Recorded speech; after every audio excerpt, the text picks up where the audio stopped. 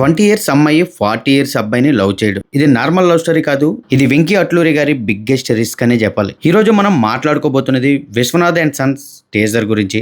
సరైన హిట్ లేక ఇబ్బంది పడుతున్న సూర్యకి ఈ సినిమా మోస్ట్ ఇంపార్టెంట్ అనే చెప్పాలి. అలాగే లక్కీ భాస్కర్ తో బ్లాక్ బాస్టర్ హిట్ కొట్టిన వెంకీ అట్లూరి ఈ సినిమాతో సూర్యకి హిట్ ఇస్తాడా లేదా? సడన్లీ టీజర్ ని ఎందుకు రిలీజ్ చేశారు? ఈ టీజర్ తో మూవీ టీం చెప్పింది ఏంటి? విశ్వనాథ్ అండ్ సన్స్ మూవీ గురించి చాలానే చెప్పాలి. ఫుల్ రివ్యూలో మాట్లాడుకుందాం. వీడియో ఎండ్ వరకు చూడండి. వీడియో నచ్చితే లైక్ చేయండి.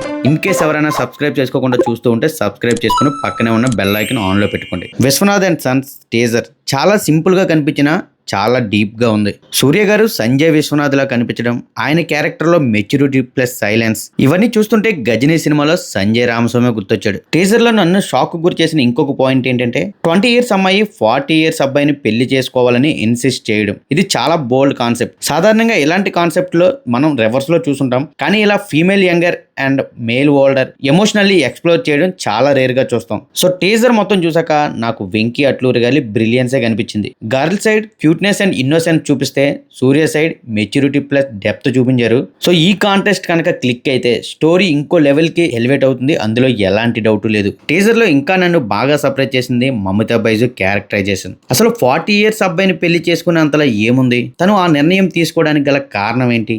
దట్టు ఇది ఒక స్పోర్ట్స్ డ్రామా కూడా. బేసిక్గా స్పోర్ట్స్ డ్రామాలో ఎమోషన్కి చాలా ప్లేస్ అయితే ఉంటుంది. అది గనక వర్కౌట్ అయితే నెక్స్ట్ లెవెల్ ఉంటుంది మూవీ రిజల్ట్ అనేది. సో ఇంత ఏజ్ గ్యాప్ ఉన్న వీళ్ళిద్దరు లవ్ స్టోరీని ఎలా చూపించబోతున్నారు, ఆడియన్స్ ని ఎలాంటి స్క్రీన్ ప్లేతో హుక్ చేస్తారు, సినిమా రిలీజ్ అయ్యాక చూడాలి. నాకైతే మాత్రం మమతా బైజు క్యారెక్టరైజేషన్ పిచ్చి పిచ్చిగా నచ్చింది. నాకు తెలిసి ఈ సినిమాకి తన క్యారెక్టర్ అనేది మెయిన్లీ హైలైట్ అయ్యేలా ఉంది. అండ్ ఎలాగో హీరో క్యారెక్టర్ హైలైట్ అవుతుంది, సూర్య గురించి చెప్పాల్సిన అవసరమే లేదు. బట్ సూర్య గారికి ఇప్పుడు ప్రెసెంట్ హిట్ అనేది కంపల్సరీ. లాస్ట్ గా రిలీజ్ అయిన రెట్రో అండ్ కొంగు తినిపించేయనే చెప్పాలి. కోవిడ్ టైంలో వచ్చిన ఆకాశమణి యోధుర, జై భీమ్ చాలా మంచి సినిమాలు. బట్ అవి ఓటీటీ వరకే పరిమితం అయ్యాయి. అంతేకాదు ఆకాశమణి యోధుర మూవీకి నేషనల్ అవార్డు కూడా వచ్చింది. బట్ ఏమిటి ఉపయోగం? థియేటర్కల్ గా ఇట్ చూసి సూర్య గారు చాలా కాలం అయింది. సో కెరియర్ బిగినింగ్ నుంచి ఇట్లు కొడుతున్న వెంకీ అట్లూరి సూర్యకి ఇట్టేస్తారా లేదా ఖచ్చితంగా కామెంట్లో చెప్పండి. తొలి ప్రేమ, మిస్టర్ మజ్ను, రంగ్దే వరుసగా లవ్ స్టోరీస్ తీసి అక్కడి నుంచి జానర్ ని షిఫ్ట్ చేసి సార్, లక్కీ భాస్కర్ తో తనలోను కూడా ఎలాంటి కథనైనా తీసే డైరెక్టర్ ఉన్నారని నిరూపించిన డైరెక్టర్ వెంకీ అట్లూరి. ఇప్పుడు ఈ విశ్వనాథ్ అండ్ సన్స్ మూవీతో ఒక స్పోర్ట్స్ డ్రామాలో ఒక ఏజ్ గ్యాప్డ్ లవ్ స్టోరీ చూపించి ఏ విధంగా హుక్ చేస్తారో, ఏ విధంగా మూవీకి కనెక్ట్ చేస్తారో చూడాలి. టీజర్ అయితే సర్ప్రైజింగ్లీ నాకు చాలా బాగా అనిపించింది. మూవీపై ఎక్స్పెక్టేషన్స్ పెంచిందనే చెప్పాలి.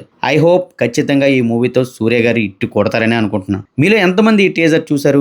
చూసాక మీకు ఎలా అనిపించింది ఖచ్చితంగా కామెంట్లో చెప్పండి. ఈ వీడియో చూస్తున్న వాళ్ళలో ఎవరైనా సరే సూర్య ఫ్యాన్స్ ఉంటే ఒక లవ్ సింబల్ కామెంట్లో పిన్ అయితే చేయండి. మళ్ళీ మరొక మంచి వీడియోతో మళ్ళీ కలుద్దాం. Thank you guys. Thanks for watching. This is Mahesh signing off. జై హింద్.